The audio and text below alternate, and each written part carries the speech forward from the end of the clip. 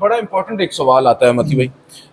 मानद किशकोरी ने बड़ी ज़बरदस्त यहाँ पर बात की कि जस्टिस काजी या अफरीदी साहब ये कहते हैं कि भले ही जस्टिस या अफरीदी साहब ये कहते हैं, देखिए वो तो हमारी मोहब्बत है ना, वो कहते हैं कि भाई अब क्योंकि आइन तब्दील हो चुका है और मैं कैसे आइन की खिलाफ वर्जी करते हुए एक रेगुलर कमेटी का फैसला मानूं। आपको नहीं लगता कि उस वक्त तक ना तो आइनी बेंचेस की कमेटी बनी थी, ना जुडिशल कमीशन की मीटिंग हुई थी, ना आइनी बेंच बना था। उस वक्त जो उन दो जजेस साहिबान का ऑर्डर था वो एडमिनिस्ट्रेटिव साइड पर एक बड़ा वैलिड ऑर्डर था और जस्टिस या अफरीदी साहब के ऊपर वो उस फैसले पर अमल दरामद लाजम था। अब अगर उन्होंने उस फैसले पर अमल दरामद नहीं किया, एक सबवर्जन है, उन्होंने बजाय इसके कि जो ऑर्डर है उसके मुताबिक फुल कोर्ट में उन आइनी दरख्वास्तों को समाअत के लिए मुकर्रर करते, चले वो ना भी करते, कम से कम एडमिनिस्ट्रेटिव साइड पर ही फुल कोर्ट मीटिंग बुलाकर ये मुद्दा उनके सामने रख देते तो शायद ये सबवर्जन वहाँ पर ना होती।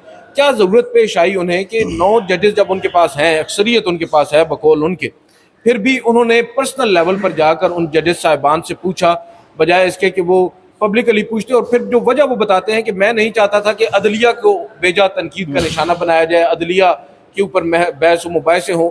क्या आप समझते हैं कि अगर फुल कोर्ट मीटिंग बुलाई जाती तो अदलिया पर इस तरह बहस मुबाहिसे तनकीद होती जिस तरह अब हो रही है, एक ढके छुपे अंदाज में जिस तरह उन्होंने राय ली है दीगर जजेस से? देखें, पहली बात तो ये है कि 2 बातें की गई हैं। एक तो जो जस्टिस मंसूर अली शाह और जस्टिस मुनीब अख्तर ने बतौर जजेस कमेटी जो ऑर्डर जारी किया था कि फुल कोर्ट बनाया जाए, उसके 2 पहलू थे। वो ऑर्डर था कि फुल कोर्ट, ओपन कोर्ट में तमाम जजेस बैठ के 26वीं आईनी तरमीम की दरख्वास्तें सुने, और दूसरा ये खतूत के ज़रिए इन दोनों जजेस ने कहा था जुडिशल कमीशन को कि एडमिनिस्ट्रेटिव साइड पे भी फुल कोर्ट में बैठ के इस मामले को डिस्कस कर लिया जाए। अब 2 रास्ते दिए थे जस्टिस मंसूर अली शाह और जस्टिस मुनीब अख्तर ने, बड़े वाज़ेह 2 रास्ते दिए थे। जस्टिस या अफरीदी के ख़त से ये लगता है कि वो ये कह रहे हैं कि मैं 26वीं आईनी तरमीम के बाद जो आइन की शक्ल थी, मैं उस आइन के बरखिलाफ नहीं जा सकता था। यानी कि वो आइन के खिलाफ नहीं जा सकते थे मगर वो कानून के खिलाफ, प्रैक्टिस एंड प्रोसीजर एक्ट के खिलाफ जा सकते थे। उन्होंने आइन और कानून को 2 पलड़ों में रखा। लेकिन ये फैसला जो है, ये तराजू जो 2 पलड़ों का है, ये उठाने का अख्तियार क्या एक फ़र्द वाहिद चीफ जस्टिस के पास था, या ये अख्तियार उस फुल कोर्ट के पास था कि जिसको जजेस कमेटी ने बनाने का हुक्म दिया था?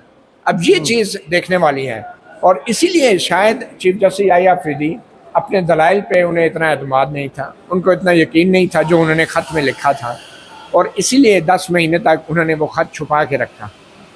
कम से कम उन्होंने पब्लिक नहीं किया चीफ जस्टिस ने, और जब उन्होंने नहीं किया तो जो ख़त जिन जजेस को लिखा गया था उन्होंने भी नहीं किया।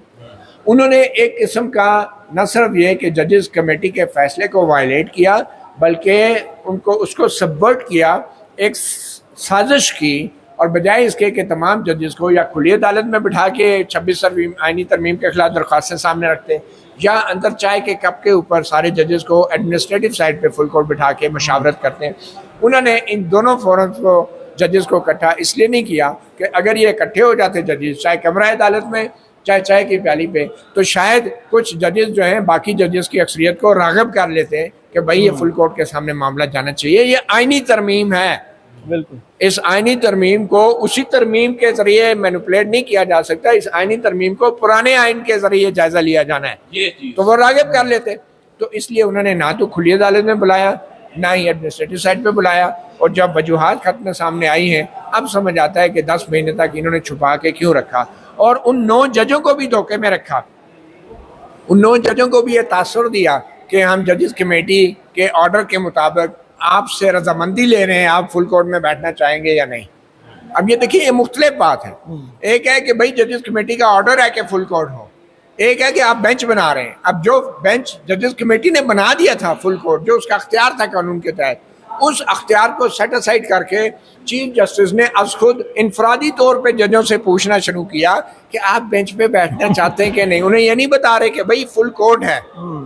तो इनफरादी तौर पे जजेस से पूछने का मतलब तो यही है ना कि या अफरीदी साहब अगर पूछ रहे हैं अकेले अकेले करके, जैसे पुलिस नहीं थाने में अकेले अकेले एक मुलजमान को ले जाके लेतर मारती है और अकेले अकेले पूछती है, वो जजेस बेचारे भी घबरा गए कि या अफरीदी को अगर मैंने कहा मैं फुल कोर्ट में बैठना चाहूँगा तो पता नहीं किसको रिपोर्ट हो जाए और मेरे साथ क्या हो जो इस्लामाबाद हाई कोर्ट के जजेस के साथ हुआ है।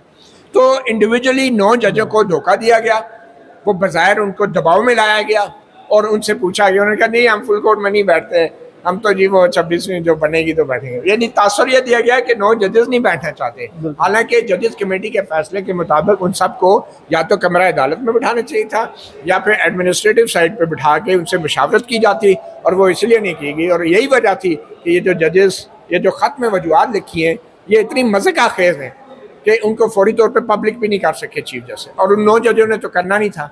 और बाकी 4 जजेस जो हैं, आप ये देखें कि वो कह रहे हैं कि 9 जजेस ने कहा नहीं बैठना और 4 जजेस ने, और बाकी 2 जजेस, यानी 9 और 6 तो टोटल थे ना। अगर फुल कोर्ट में बैठते तो 2 जजेस ने इधर उधर होके सारा कुछ बदल जाता, ठीक है ना, सब कुछ बदल जाता ना। सिर्फ 2 जजेस ने होना था ना, वो बहस होती, वो याहिया अफरीदी ने नहीं होने दिया, और इसलिए अपने इस खत को छुपाया। याहिया अफरीदी ने, उन्हें पता लग गया था कि मैंने जो इसमें वजूहात लिखी हैं ये बहुत बड़ा लतीफ़ा है, और ये मैं समझता हूँ कि एक मिसकंडक्ट है, ये subversion of statutory bodies order है जो चीफ जस्टिस ने किया। ये हल्फ से रूगर्दानी है कि मैं आइन और कानून के मुताबिक करूँगा, और ये जो फैसला याहिया अफरीदी ने फुल कोर्ट के तौर पे कर दिया, ये फैसला बेसिकली फुल कोर्ट के सामने रखना चाहिए था, डिलिब्रेशन होनी चाहिए थी ओपन कोर्ट में, और फिर वो फुल कोर्ट ये फैसला करती कि ये मामला जो है आईनी बेंच के सामने जाना चाहिए, हम नहीं सुन सकते। तो याहिया अफरीदी साहब ने हाईजैक कर लिया, पूरा प्रोसेस सबवर्ट किया और एक स्टैट्यूटरी बॉडी के हुक्म को वायलेट किया, सबवर्ट किया। मैं समझता हूँ ये मिसकंडक्ट है, और कोई भी जज याहिया अफरीदी के खिलाफ अब जुडिशल काउंसिल में भी कंप्लेंट कर सकता है। वो अलग बात है, उस पर क्या होगा क्या नहीं होगा, लेकिन ये इम्पोर्टेंट चीज़ है कि सुप्रीम कोर्ट ऑफ पाकिस्तान के अंदर जो चीफ जस्टिस ऑफ पाकिस्तान है, उनकी जानिब से एक ख़त लिखा जाता है, और वो ख़त तकरीबन 1 साल तक बिल्कुल ही एक साइड पर एक ड्रॉर में पड़ा रहता है, और अचानक से पॉप अप होता है उस वक्त जब 26वीं आईनी तरमीम के बाद अब अगला फेज आने जा रहा है 27वीं आईनी तरमीम का। चीज़ें रिकॉर्ड पे वैसे भी आनी है, रिकॉर्ड पे वैसे भी जब मुकदमा 26वीं आईनी तरमीम, समझ आ गया ना कि उन्होंने वो खत छुपाया क्यों, क्योंकि वो लिखने के बाद उन्हें भी समझ आ गई कि मुझसे बहुत बड़ी गलती हो गई है, और ये वायलेशन है एक लॉफुल ऑर्डर की जो जजेस कमेटी की। लेकिन आपने इसमें एक बात की है कि उन 9 जजेस साहिबान को भी शायद धोखे में रखा गया है। अब क्या वो 9 जजेस साहिबान जो हैं, अगर उन्हें ये मालूम हो गया था बाद अज़ां कि भाई हमारे साथ गेम हो गई है, तो वो क्यों नहीं पब्लिकली आते सामने, वो क्यों नहीं बताते, वो क्यों खत नहीं उनकी जानिब से सामने आता? लेकिन ना उन्होंने 6 जजेस का हाल देख लिया था ना इस्लामाबाद हाई कोर्ट के, कि उनके साथ क्या हो रहा है। तो जब याहिया अफरीदी साहब ने अकेले अकेले करके उनको पूछा, हाँ भाई दसो फिर की प्रोग्राम है, उन्होंने कहा जी हमारी बात। अब इकट्ठे होते तो उनको हिम्मत बढ़ जाती है, सारे कहते हैं नहीं जी पहले हम सुनेंगे फुल कोर्ट में, लेकिन अकेले अकेले करके चीफ जस्टिस याहिया अफरीदी ने उनसे इंटरोगेशन की और उनसे पूछा, और एंड पे कह दिया कि सारे मुल्ज़मान ने इकरार जुर्म कर लिया। बिल्कुल ठीक है। अब देखिए ना, अब मैं अगर एक नवा जज हूँ, लेट से मुझे अगर चीफ जस्टिस याहिया अफरीदी ये कहते हैं कि भाई 8 जजेस तो एक तरफ हो गए, ठीक है, वो जज तो सारों से नहीं पूछेगा, तो नवा जज बेचारा क्या करेगा जब उसे ये बताया जाएगा कि 8 जजेस तो सारे कह रहे हैं कि नहीं जी ये आईनी बेंच के सामने जाएगा, तो नवा जज बेचारा क्यों कहेगा? हमें क्या पता कि चीफ जस्टिस याहिया अफरीदी ने अलग अलग जजेस को क्या क्या बताया। लेकिन इसमें बड़ी इंपॉर्टेंट चीज़ होगी, जब वक्त आएगा मालूम होगा जस्टिस अतर मिनल्ला ने क्या राय दी थी, वो बड़ा इंपॉर्टेंट होगा। वो तो है ना, उन्होंने कहा कि भाई ये 4 जजेस में वो शामिल हो गए हैं। खत जो उन्होंने उसके बाद में लिखा था ना, चीफ जस्टिस सॉरी याहिया अपना justice Ayesha Malik, justice Mansoor, justice Munib, justice Athar Minallah, ये तो 4 वो जजेस होंगे जिन्होंने कहा होगा कि भाई ये दरख्वास्तें आप फुल कोर्ट के सामने। नहीं, मैं उस वक्त की बात कर रहा हूँ ना जब आपको पता है एक सेम पेज पे थे ना याहिया अफरीदी साहब और अतर मिनल्ला साहब शुरू के दिन। याहिया अफरीदी साहब तो कभी भी सेम पेज पे नहीं थे, वो शायद किसी मरहले पे वो शो कर रहे हो सकता है। तो एक और चीज़ बड़ी इंपॉर्टेंट है, आज आज़म नज़ीर तारड़ साहब उन्होंने बड़ी तकरीर की है और उसमें उन्होंने एडमिट किया है कायद आज़म मोहम्मद अली जिन्ना की तस्वीर जो नहीं शामिल मुख्तलिफ इश्तिहारात में, एडवर्टीजमेंट में, तो इस पर क्या आप समझते हैं उनको क्यों ज़रूरत पेश आई कि अब वो यहाँ पर आकर उस तनकीद का जवाब दे रहे हैं? ये डेलिब्रेट था या एक बात आप कह सकते हैं गलती थी जो एडमिट कर रहे हैं? नहीं देखें, जो माफ़ी मांगी जाती है तो गलती पर ही माफ़ी मांगते हैं, और जानबूझकर ये गलती की गई है। तो अच्छा, गलती जानबूझकर इन्होंने, वो क्या है कि 14 अगस्त के जो प्रोग्राम है जिस तरह उनको किया जाता है, तो वो पूरा ही आपने उसका जो नज़रिया था, नज़रिया पाकिस्तान है या एक रूह थी कि 14 अगस्त किस तरह आपने मनाना है, वो तकरीबात जब होती हैं तो हमारे जिन लोगों ने, जिन ख़ानदानों ने ये कुर्बानियाँ दी, जो सियासतदान है जो उनको मेरे ख्याल में टीवी पे कोई 4 मिनट 5 मिनट भी ना दिखाया जाता हो। वो मुकम्मल एक बदल चुका है तरीका ना कि 14 अगस्त आप किस तरह मनाते हो। उसको अब जो था आप मार्का हक मनाया गया, ज्यादा जो तकरीबात हुई हैं वो भारत के साथ जो कशीदगी हुई। नेचुरली भी तो होता है क्यों मती भाई कि आपने अभी रिसेंटली एक मार्का जीता भी है और इसमें तो कोई डाउट नहीं है, इंडिया को आपने नाको चने चबवाए हैं। तो आप 14 अगस्त के दिन आप इंडिया को भी बता रहे हैं कि भाई हम कामयाबी मना रहे हैं। इंडिया को आपने बताया, लेकिन 14 अगस्त को हुआ क्या था आपने वो भी बताना है, अपनी नई नस्ल को भी बताना है। और आप कायदे आजम की तस्वीर अगर नहीं लगा रहे और शौक हमारी वज़ीर आला साहिबा हैं, तो वो तो पिंडी में आप देखें, पंजाब के मुख्तलिफ शहरों में जाके देखें, वहाँ पे जो सब्ज़ी बेचते हैं लोग, वहाँ पर तस्वीर लगी होती हैं उनकी। तो वो तस्वीर और इश्तिहारात का इतना इनको हमारे सियासतदानों को शौक हुआ है कि बानी पाकिस्तान जो है उनकी तस्वीर लगाना ही भूल गए। और फिर आप पार्लियामान में खड़े होकर कहते हैं कि जी हम माजरत खां हैं, ये हमसे गलती हुई है, तो हम ये नहीं करना चाहते थे, लेकिन नेक्स्ट नहीं होगा क्योंकि पीटीआई और बाकी जो थे अपोजिशन के लोग थे आज वो सारे तस्वीर लेके आए हुए थे कायदे आजम के और बड़ा एहतजाज किया। और बनता भी था कि आपने बानी पाकिस्तान की तस्वीर, मतलब इतना बड़ा ब्लंडर, ये वैसे क्या कहें इस पे गवर्नमेंट। बहुत वाकई ब्लंडर तो बहुत बड़ा भी है और हैरान कुन भी है कि कायदे आज़म मोहम्मद अली जिन्ना जिन्हें हम बानी कहते हैं और क्या कुछ नहीं कहते, उनकी तस्वीर ही हम ना लगाएं और उनको बिल्कुल ही भुला कर हम माजरत भी करें। माजरत तो चले बाद में कर रहे हैं ना, अगर ये एहतजाज ना होता तो शायद माजरत भी ना आती। तो आप इसको किस अंदाज से देखते हैं? देखिए, मेरे ख्याल में बानी पाकिस्तान की तस्वीर तो वो उनकी जो इज़्ज़त है, उनका जो वक़ार है, जो उनके तारीख़ी कारनामा है, वो किसी सरकार के, और वो भी ऐसी सरकार के इश्तिहार के मरून मिन्नत नहीं है। ठीक है ना, उनका नाम लोगों के दिलों में है, 25 करोड़ आवाम के दिलों में है।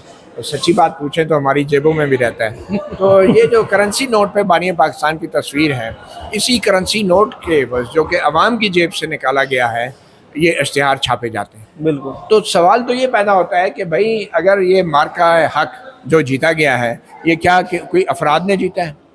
क्या उन्होंने मुफ्त जाके कोई अफगान जहाज लड़ा था जाके, ठीक है, जन्नत में जाने के लिए? ये तनख्वाहदार लोग हैं, ये तनख्वाहदार हुकूमत है, तनख्वाहदार वज़रा हैं। इन्होंने अगर काम किया है तो जो शहीद हैं, जिन्होंने कंट्रीब्यूशन की है, गैलेंट्री अवार्ड्स हमारे अफवाज पाकिस्तान को जो मिलते हैं उनको मिले। बिल्कुल। लेकिन आपने उन शहीदों को जो अवार्ड दिया है, उस अवार्ड की भी तस्दीक की है आपने। अता तारड़ को, आज़म नज़ीर तारड़ को, अटॉर्नी जनरल को, इन्होंने किया क्या है मार्का हक में? भाई तनख्वाहदार मुलाजम है ये। जिन्होंने जानों की कुर्बानी दी है वो तो समझ आती है, या जिन्होंने एक असली अमली तौर पे जंग में हिस्सा लिया है वो तो समझ आता है, उनको आपने गैलेंट्री अवार्ड दिए। आप ये देखें कि वज़ीर आज़म का जो तकरीर लिखने वाला है उसको भी जो है वो आप अवार्ड दे रहे हैं। मुझे नहीं पता कौन है, कोई हमारा साफ़ी भाई होगा, क्या अवार्ड की लिया है उन्होंने, मुझे बताएं। आप जो है जो PSO हैं बड़े अफसरान के, उनको भी अवार्ड दे रहे हैं कि कोई उन्होंने फ़ोन अटेंड किया, कोई उन्होंने पैगाम आगे किया। यार अवार्ड का कोई तो तकद्दस रहने दें, कोई तो इज्जत और वक़ार किसी अवार्ड की रहने दें। आप एक तरफ कैसे कैसे लोगों को आप अवार्ड दे रहे हैं जो कि आपके शरीके जुर्म भी रहे हैं, ठीक है, और 3 महीने बाद कोई पता नहीं, आज 3 महीने बाद इनमें से भी कोई जो है नायब उसे पकड़ के जेल में डाल दिए करप्शन के इल्ज़ाम में। ये किस किस्म की तहकीक करते हैं? नोबेल पीस प्राइज़ और बाहर की पूरी दुनिया में जो लोग बड़े अवार्ड्स के लिए नॉमिनेट किए जाते हैं, उनकी तमाम मालूमात पब्लिक के सामने रखी जाती है, वहाँ पे बहस होती है। अब सदर ट्रंप पे कितनी बहस हो रही है, ठीक है ना। तो यहाँ पे किसी को कानो कान खबर नहीं थी। वो बंदा सुबह उठा है, बेचारे ने मुंह भी नहीं धोया होगा, उसे कहा होगा जल्दी आ जाओ, तेरा अवार्ड निकला है। ये अवार्ड है, ये कोई प्राइज बॉन्ड निकला है किसी का कि लोगों को आप बुला बुला के अवार्ड बांटते फिर रहे हैं। हमारे थोड़ा सा सेल्फ रिस्पेक्ट होनी चाहिए हमारे इदारों की, हमारे अवार्ड्स की। आप इसको इस तरीके से बांट रहे हैं कि हमारे एक साथी साफी ने कहा मैं इस काबिल ही नहीं हूँ। सच्ची बात यह है कि उनकी काबिलियत पे तो मैं नहीं जाऊंगा, लेकिन हकीकत यह है कि वो ये इस हुकूमत से सहाफ़ियों को कम से कम अवार्ड नहीं लेने चाहिए जब तक अरशद शरीफ के कातलों का पता नहीं चलता, जब तक सलीम शहजाद के कातलों का पता नहीं चलता। आप ये देखें कि हामिद मीर साहब का जो कमीशन रिपोर्ट थी, वो ये हुकूमत जो साफियों को अवार्ड बांटती फिर रही है, इसको इतनी अखलाकी जुर्रत नहीं है कि वो उस हामिद मीर कमीशन रिपोर्ट को पब्लिक ही कर दे, सरकारी तौर पे पब्लिक कर दे। वैसे लीक हुई भी होगी, लेकिन उस पर कौन यकीन करता है? उसको पब्लिक नहीं कर रहे, ठीक है। आप ऐसी हुकूमत से अवार्ड ले रहे हैं और खुद अहमद मीर साहब ने भी लिया, और मैं समझता हूँ कि अहमद मीर साहब को ये सवाल उठाना चाहिए था। ठीक है, आसिफ जरदारी साहब उनके बहुत अच्छे दोस्त होंगे, जाहिर बात है जब आप जर्नलिस्ट होते हैं तो सारे ही आपके दोस्त हो जाते हैं, मगर क्या अहमद मीर साहब को एक एग्जाम्पल नहीं बनाना चाहिए था अरशद शरीफ के हवाले से? इसमें कोई शक नहीं कि उन्होंने इस्लामाबाद हाई कोर्ट में रिट भी दायर की अरशद शरीफ के हवाले से कि भाई इसके उन्होंने एक स्टैंडिंग ली है। तो जब आप रिट दायर कर रहे हैं, आप इतना बड़ा स्टैंड ले रहे हैं, तो फिर जाके आप उस स्टैंड पे क्यों चढ़ते हैं जहाँ पे आपके गले में जो है वो पट्टी डाल दी जाती है कि ये अवार्ड है जी आपका, आपने बड़ी खिदमत अंजाम दी है। और भाई अवार्ड आपका है, लेकिन आप ये भी तो देखें ना किसके हाथ से दिया जा रहा है। एक ऐसी हुकूमत के हाथ से दिया जा रहा है जिसका वज़ीर दिफा कहता है सरेआम कि ये हमारी हाइब्रिड हुकूमत है, तो आप हाइब्रिड हुकूमत से अवार्ड ले रहे हैं। तो इन अवार्ड की कुछ तो इज्जत और तौकीर तो रहने दी जानी चाहिए, और मेरे ख्याल में इस तरह के अवार्ड सहाफ़ियों को बिल्कुल नहीं लेने चाहिए, और एक स्टैंड लेना चाहिए और एक वजह बतानी चाहिए। ये नहीं कि मैं इस काबिल नहीं हूँ तो मैं इस काबिल नहीं हूँ, ये कोई कॉज नहीं है, ये कोई रीज़न नहीं है। बिल्कुल ठीक है, बिल्कुल ठीक है। सहाफ़ियों को भी एहतियात से काम करना चाहिए, बिलखसूस उन हुकूमतों से जिन पर वो दिन को या रात को अपने टीवी चैनल्स के ऊपर बैठकर तनकीद करते हैं, और फिर अगले रोज़ जब उन्हें दावत दी जाती है तो जाकर वो उनसे अवार्ड भी लेते हैं। उससे अब जैसा कि बात की अरशद शरीफ शहीद साहब की, तो ज़ाहिरी बात है हम सहाफ़ियों को तो सबसे पहले इस हुकूमत से, चाहे ये हुकूमत हमें अवार्ड दे या ना दे, हमें सवाल तो यही पूछना चाहिए कि अरशद शरीफ शहीद के कातलों का क्या बना, उनको आपने क्यों कर अभी तक नहीं पकड़ा। बहरहाल आज के इस व्लॉग से इतना ही। मुझे मतीउल्लाह जान साहब को और अमानत किशोरी साहब को इजाज़त दीजिए। अल्लाह हाफ़िज़।